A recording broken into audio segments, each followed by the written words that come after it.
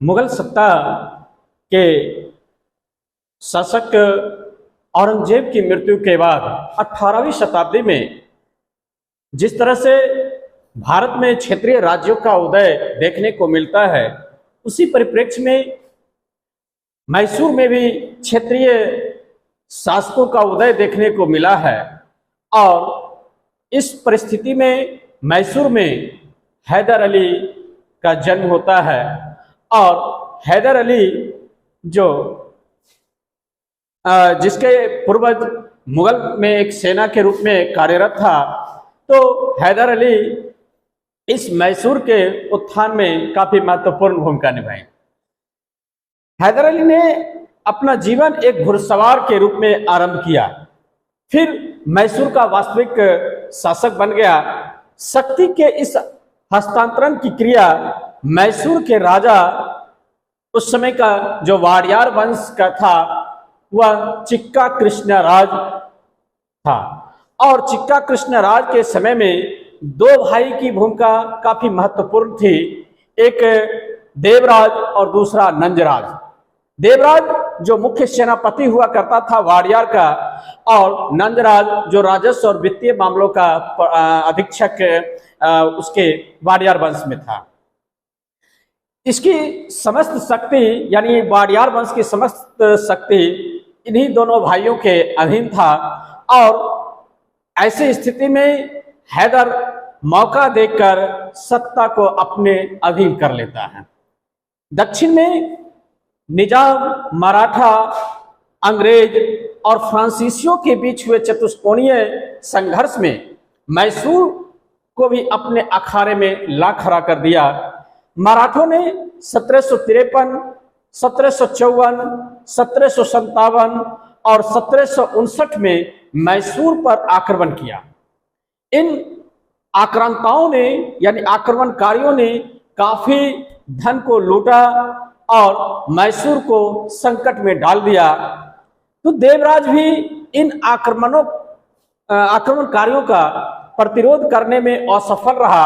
और ऐसे समय में हैदर अली उभर कर सामने आया और 1761 ईस्वी में हैदर अली मैसूर का वास्तविक शासक बन बैठता है। तो नमस्कार, मैं के.एस. मुरारी आज मैं आप लोगों के साथ अपने YouTube channel KS. Murari GS. पर स्वागत कर रहा हूं। और आज के इस वीडियो में मैं आप लोगों के साथ मैसूर का उत्थान की चर्चा कर रहा हूं। और उस मैसूर के उत्थान के संदर्भ में आंग्ल मैसूर यानी अंग्रेजों के साथ मैसूर का जो 4 युद्ध हुआ, उन चारों युद्धों के चर्चा करूंगा। तो मैं आगे बढ़ता हूं। हैदर अली ने अनुभव किया कि एक संगठित सेना ही समय की मांग है और मराठों के प्रतिरोध करने के लिए उसने एक तीव्रगामी और शक्तिशाली घुड़सवार सेना की आवश्यकता महसूस किया। इसके लिए फ्रांसीसियों द्वारा प्रशिक्षित निजाम की सेना के लिए एक अच्छा तोपखाना की भी आवश्यक था। साथ ही वह जानता था कि शस्त्र निर्माण कार्य में यूरोपीय लोग काफी आगे हैं, यानी शस्त्र निर्माण में, वेपन्स प्रोडक्ट में यूरोपियन काफी अच्छे हैं टेक्निकल रूप से। तो ऐसी परिस्थिति में हैदर अली ने फ्रांसीसियों की सहायता से डिंडुगुल में शस्त्रागार स्थापित कर दिया और अपनी सेना का प्रशिक्षण फ्रांसीसियों से दिलवाया। साथ ही साथ वह एक शीघ्र ही अपनी कूटनीति में भी जोड़ तोड़ करने में सिद्धहस्त हो गया। 1761 और 1763 के बीच हैदर अली ने हौजकोट, देवल्लापुर, सेरा, बदनूर इन जैसे प्रमुख स्थानों और दक्षिण के पॉलीगरों को भी जीत लिया।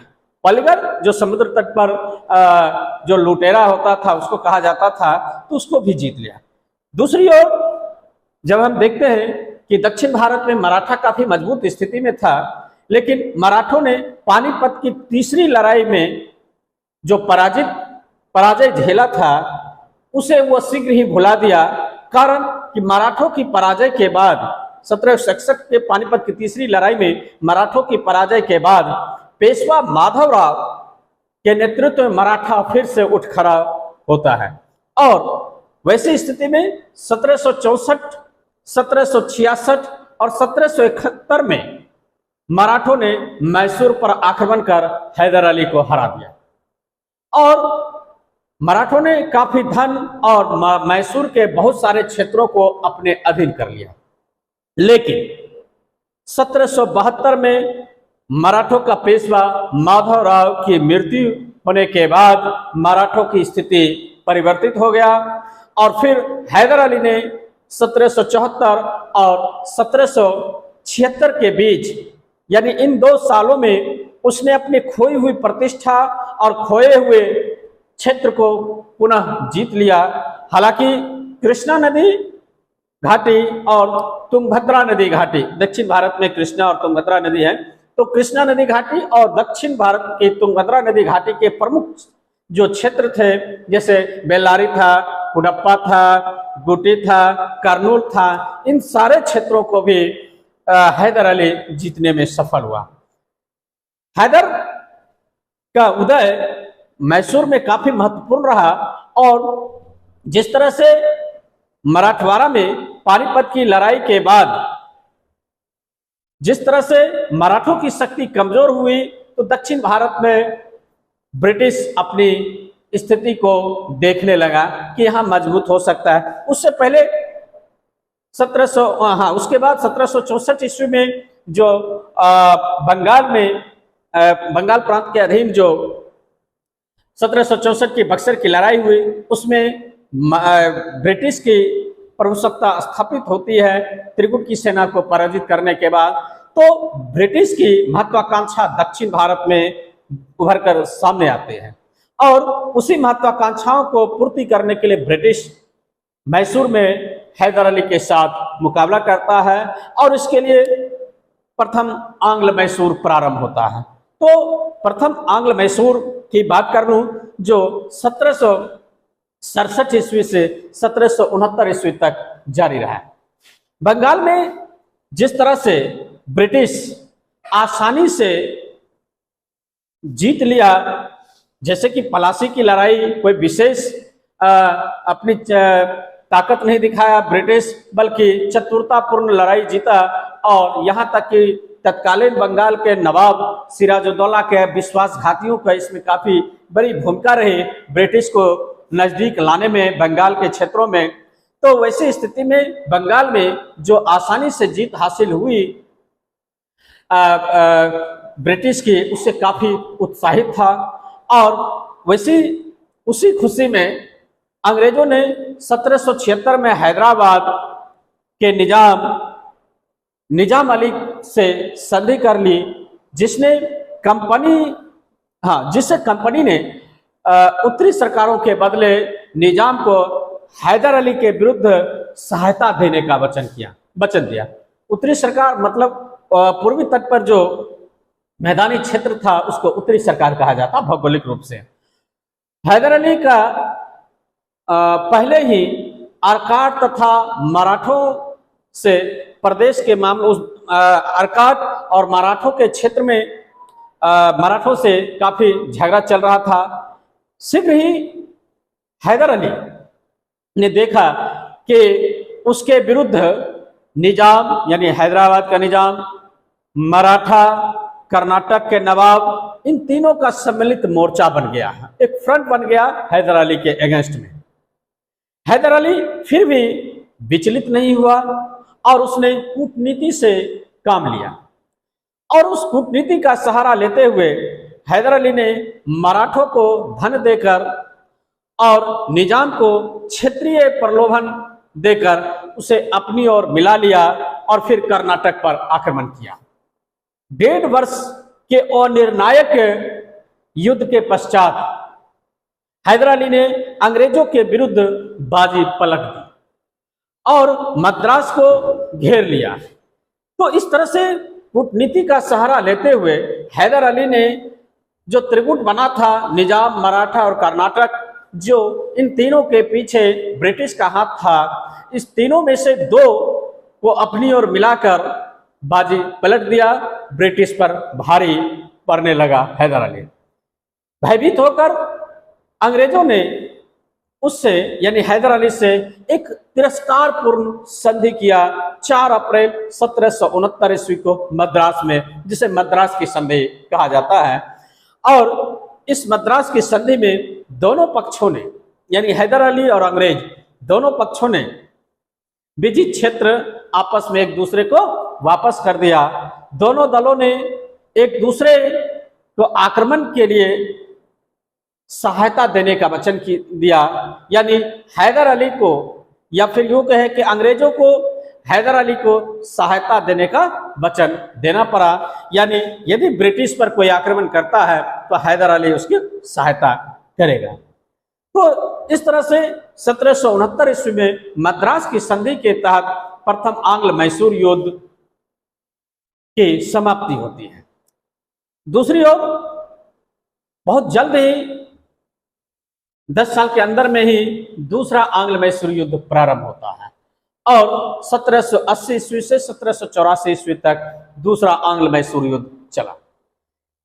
जैसा कि हम अभी चर्चा किए कि 1769 ईस्वी में मद्रास की संधि के तहत प्रथम आंग्ल मैसूर युद्ध की समाप्ति होती है, तो 1769 की मद्रास की संधि न रहकर केवल एक युद्ध विराम ही रह गया था, यानी ओनली सीज फायर।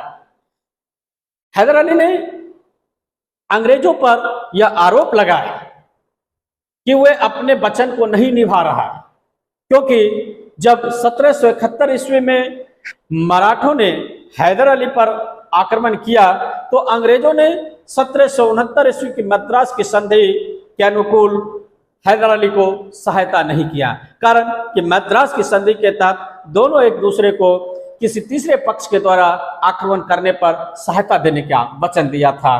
तो हैदर अली ने ब्रिटिश पर यह आरोप लगाया कि ब्रिटिश मराठों के आक्रमण के दौरान हैदर अली को सहायता नहीं प्रदान कर रहा। दूसरी ओर हैदर अली ने देखा कि उसकी बंदूकों, तोपों, सोरे और गोले बारूद की आवश्यकताओं के लिए अंग्रेजों के स्थान पर फ्रांसीसी अधिक सहायक साबित हो सकते हैं। तो हैदर अली अंग्रेज से ज्यादा फ्रांसीसी की ओर झुकाव करने लगा, बढ़ा दिया। कुछ सैनिक सामान मालाबार तट पर स्थित फ्रांसीसी बंदरगाह माही के द्वारा भी मैसूर पहुंचता था, क्योंकि माही बंदरगाह ये फ्रांसीसी के अधीन था। दूसरी ओर पश्चिमी देश में अमेरिकी स्वतंत्रता संग्राम आरंभ हो गया था, चूंकि फ्रांसीसी अमेरिका की ओर से इस युद्ध में ब्रिटिश के खिलाफ शामिल हुआ था। इसलिए भारत में बंगाल के तत्कालीन गवर्नर जनरल वारेन हेस्टिंग्स को हैदर अली फ्रांसीसी संबंधों पर थोड़ा शक पैदा हो गया, डाउट हो गया कि शायद ही नहीं उसे यह यकीन हो गया कि हैदर अली का झुकाव फ्रांसीसियों के साथ।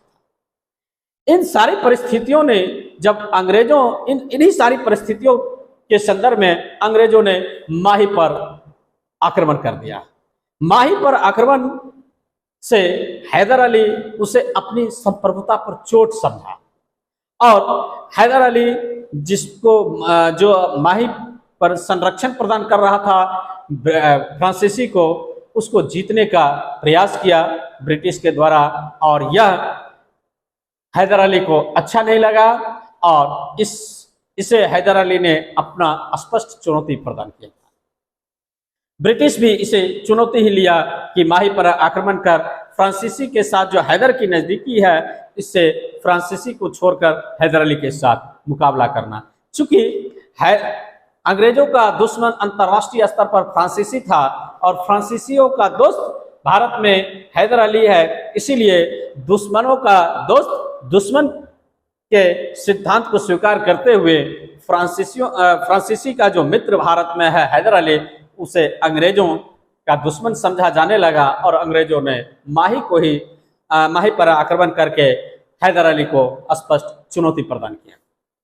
हैदर अली ने निजाम और मराठों से मिलकर सबके शत्रु ईस्ट इंडिया कंपनी के विरुद्ध एक संयुक्त मोर्चा बना लिया।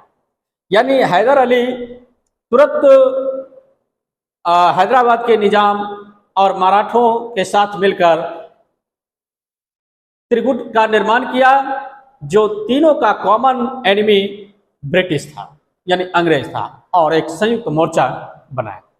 जुलाई 1770 ईस्वी में, सॉरी 1780 ईस्वी में, जुलाई 1780 ईस्वी में हैदर अली ने कर्नाटक पर आक्रमण कर दिया और कर्नल बेली के अधीन जो अंग्रेजी सेना कर्नाटक में था उस सेना को हरा दिया और हराकर अर्काट को हैदर अली ने जीत लिया। इसी बीच अंग्रेजों ने निजाम और मराठों को हैदर अली से अलग करने में सफल हो गया। यानी हैदर अली जो हैदराबाद के निजाम और मराठों के साथ जो त्रिगुट का निर्माण किया था, उस त्रिगुट से निजाम और मराठों को निकालने में सफल हो गया। जिस तरह से प्रथम आंग्ल मैसूर में हैदर अली ने उस त्रिगुट से निजाम और मराठों को निकाला, उसी तरह से ब्रिटिश भी इस त्रिगुट से मराठा और निजाम को बाहर निकालने में सफल रहा। हैदर अली ने फिर भी दृढ़तापूर्वक इस स्थिति का सामना किया, लेकिन पोर्टोनोवा के स्थान पर हैदर अली पराजित हुआ। इसीलिए इस युद्ध को पोर्टोनोवा की भी लड़ाई कहा जाता है, जो 1781 ईस्वी में, नवंबर 1781 ईस्वी में पोर्टोनोवा नामक स्थान पर हैदर अली पराजित हो जाता है।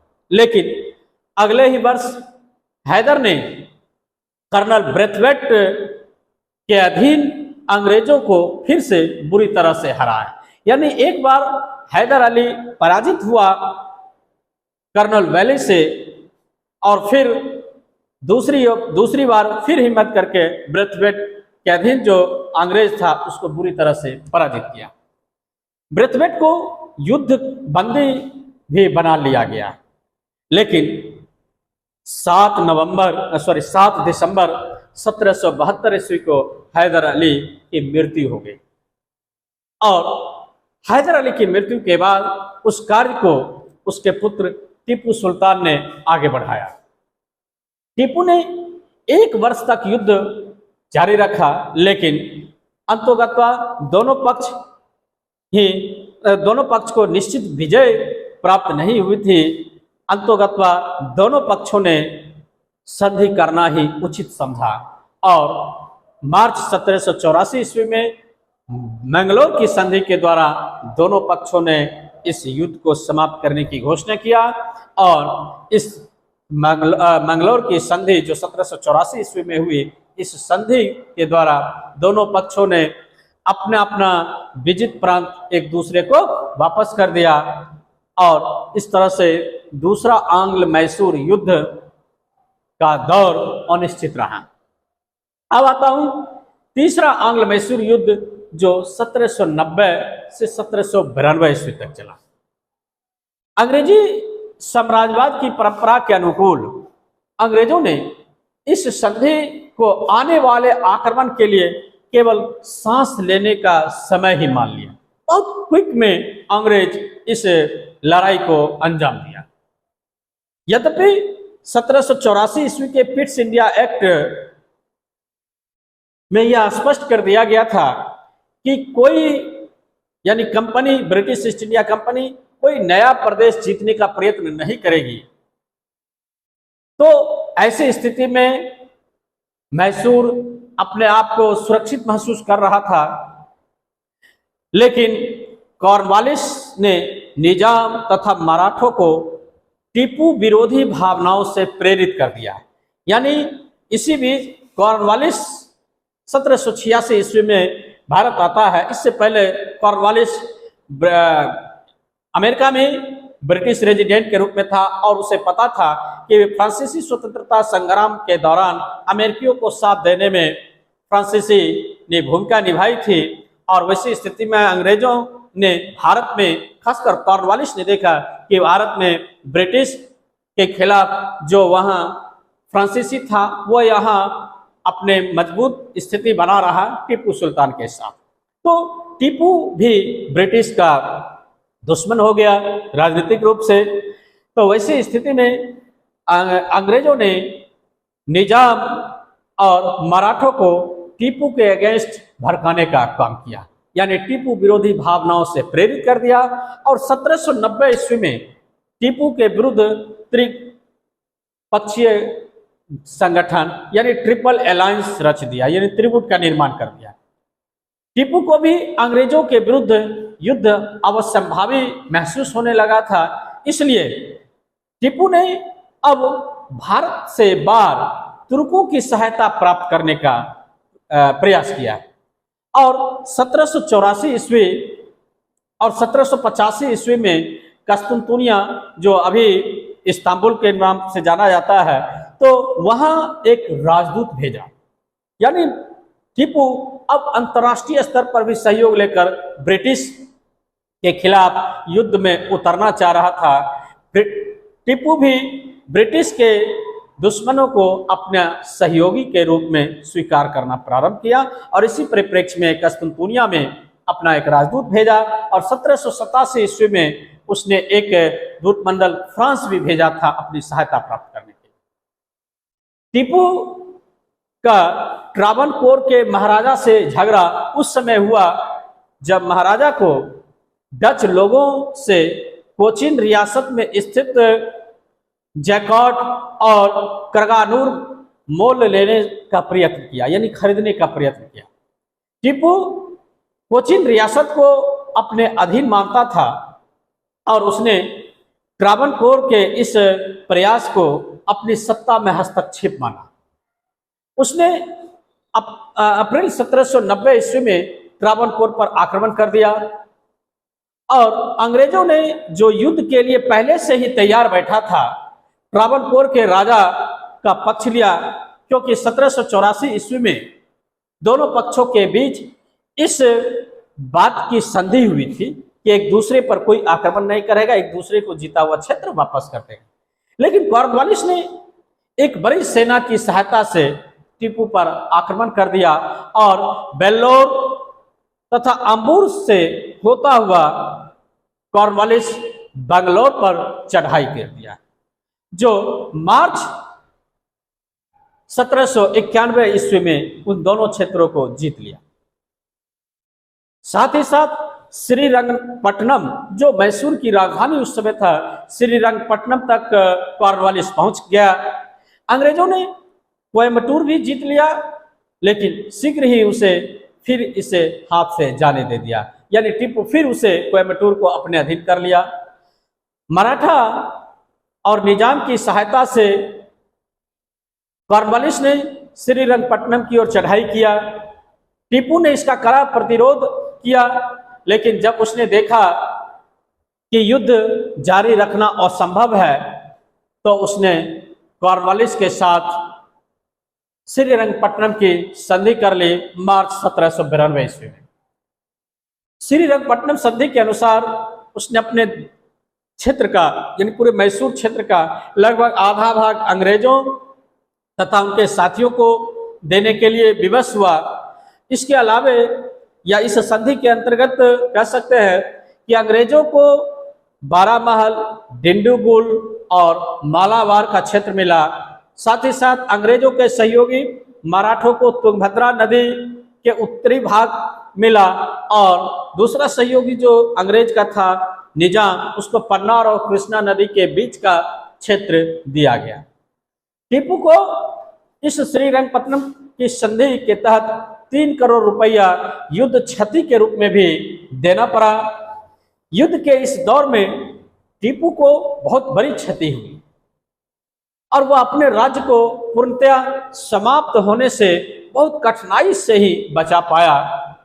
कॉर्नवालिस ने इस स्थिति को अपने शब्दों में व्याख्या किया था, जो काफी प्रासंगिक था इस संदर्भ में, कि हमने अपने शत्रुओं को प्रभावशाली ढंग से पंगु बना दिया और अपने साथियों को भी शक्तिशाली नहीं बनने दिया। यानी अपना जो दुश्मन था टीपू उसको काफी कमजोर कर दिया और उसका जो सहयोगी था ब्रिटिश का निजाम और मराठा, उसको मजबूत भी होने नहीं दिया। तो तो इन सारी परिस्थितियों में तीसरा आंग्ल मैसूर युद्ध को हम लोग देखें। इसी परिप्रेक्ष्य में चौथा आंग्ल मैसूर युद्ध 1799 से 1799 ईस्वी के दौरान हुआ। भारत में ईस्ट इंडिया कंपनी की नीति का मुख्य अंग यह था कि युद्ध करो, फिर उसे आपको आने वाले युद्ध के लिए तैयार करने के लिए शांति की नीति अपनाओ। ये बेहतरीन अंग्रेजों का कॉन्सेप्ट था भारत में साम्राज्यवाद को अपने अनुसार स्थापित करने का, कि पहले युद्ध करो, फिर अपने आप को आने वाले युद्ध के लिए तैयार करने के लिए शांति की नीति अपनाओ। 1798 ईस्वी में लॉर्ड वेलेस्ली भारत में बंगाल का गवर्नर जनरल बनकर आए और वह एक साम्राज्यवादी गवर्नर जनरल था। दूसरी ओर इसे दूसरे शब्दों में हम कह सकते हैं कि उस समय अंतर्राष्ट्रीय स्तर पर नेपोलियन का भी भय काफी मजबूती के साथ समस्त यूरोप पर छाया हुआ था और ऐसा होना शांति बनाए रखने के लिए उपयुक्त नहीं था। तो इसी परिप्रेक्ष्य में वेलेस्ली ने दृढ़ निश्चय किया कि या तो टीपू को पूर्ण रूपेण समाप्त कर दिया जाए या फिर पूर्ण रूपेण उसे अपने अधीन कर लिया जाए। इस उद्देश्य की पूर्ति के लिए ही उसने सहायक संधि का मार्ग अपनाया, यानी सब्सिडी अलायंस का मार्ग अपनाया। लॉर्ड वेलेस्ली ने टीपू सुल्तान पर यह आरोप लगा दिया कि वह निजाम और मराठों के साथ मिलकर अंग्रेजों के विरुद्ध षड्यंत्र रच रहा है, या फिर अरब, अफगानिस्तान के जमान शाह, कस्तुनतुनिया, मॉरिशस और फ्रांसीसी अधिकारियों के साथ वर्साय में डायरेक्टरी, इन सबों के साथ अंग्रेजों के विरुद्ध मोर्चा बनाने के लिए पत्र व्यवहार भी कर रहा है। तो यह आरोप बेबुनियादी रूप से वेलेस्ली ने लॉर्ड टीपू सुल्तान पर लगाया। खैर जो भी हो, ये टीपू की बात है और टीपू ही जानता होगा।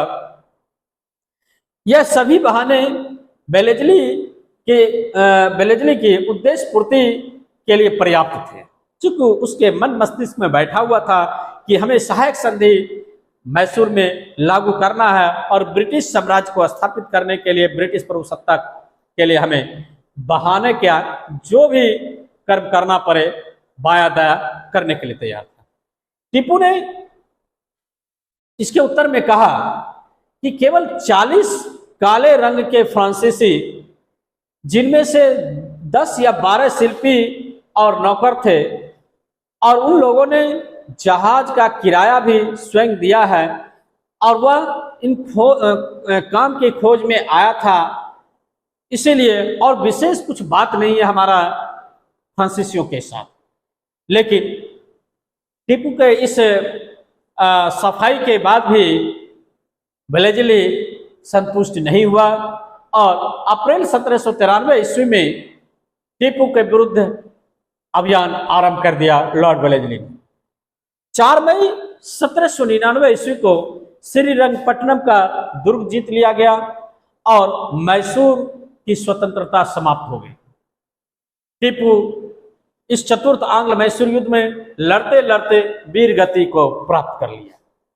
उसके वंश के सदस्यों को वेल्लोर में कैद कर लिया गया।